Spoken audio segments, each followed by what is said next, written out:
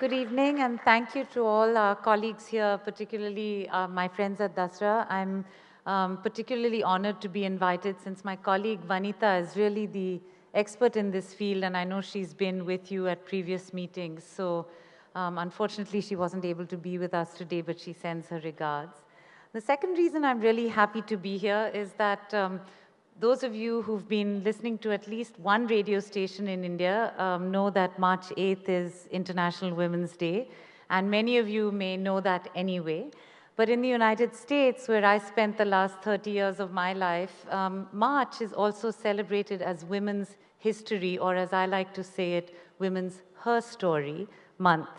And there is a particular reason, I think, that having an event like this that celebrates the future of women is particularly fitting within a context of a month in which we are doing something which we very rarely do as societies, which is to recognize, honor, and to celebrate women in all their different aspects and at all different points in their lives for us as a society. So take a moment this month to try and remember the women who've made a difference in your life. For the Ford Foundation, investing in girls is very much seen as part of a continuum. And some years ago, I wrote an article for the Stanford Social Innovation Review in which I said, what's sex got to do with it? And in part, it was response to the kind of excitement around the notion that investing in girls was becoming the next hot thing, kind of like micro-enterprise was in the 90s, if you remember. It was suddenly becoming, frighteningly, it seemed like to me, the new magic bullet that was if you just educated a girl, then she'd be free of poverty, she'd be free of violence, she would not have any other problems in her life, and not only that, but all our other societal problems would be changed as well. And I just want to take a moment to say, first of all, that's an awfully big burden to put on young shoulders.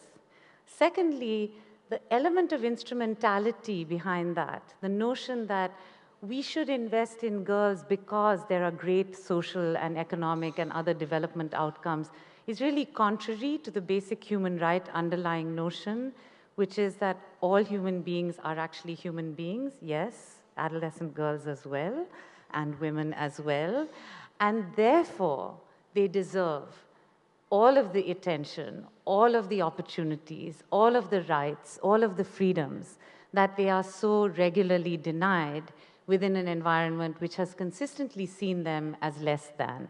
So I think for the Ford Foundation, while we're extremely proud of our commitment to adolescent girls, we see that as being part of a larger continuum on which we are committed to supporting all different aspects of a woman's life, from before a child is even born to the point in which a woman is often older, single, and taking care of herself, or often fending for herself while she's been thrown out of the rest of society.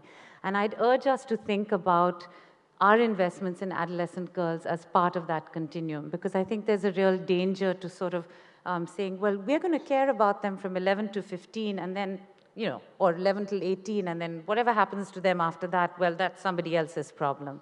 It's one of the challenges in philanthropy of sort of trying to be strategic and also trying to be holistic. So from the Ford Foundation's perspective, the opportunity to invest at a moment of time when you can actually make such a significant difference, not just in the life of an adolescent girl at 12 or 13 or 14, but to be able to make a difference that will continue to have a response and an impact throughout that girl's life, no matter whether she continues to be a young woman or an older woman or somebody who will be a leader in her community, is, I think, really the reason why we've done this work over the years. And we're very proud to celebrate many, many partners, many of whom are here.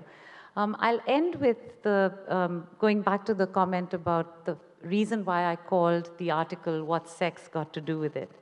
It's all too easy for us to make investing in adolescent girls something that feels safe and neat and nice.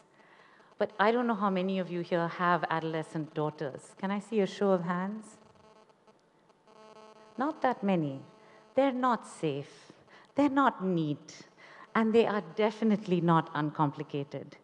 They are some of the most complicated beings on the earth. They are not just somebody to be protected. They are young people with feelings, with sexuality that's just burgeoning. They have desires to experiment, they have ideas of their own, they're fiercely independent and incredibly dependent at the same time. And therefore, to be able to do this work is much more than simply just providing one set of interventions that we hope can actually make a difference. And so I would urge us to remember that while we have to educate them, while we have to encourage them to be in school, we also have to recognize their complexity, which includes their sexuality, and give them the chance to be able to allow them to feel those feelings and value those feelings, and to allow all of us to learn from their experiences of their own feelings. Thank you very much.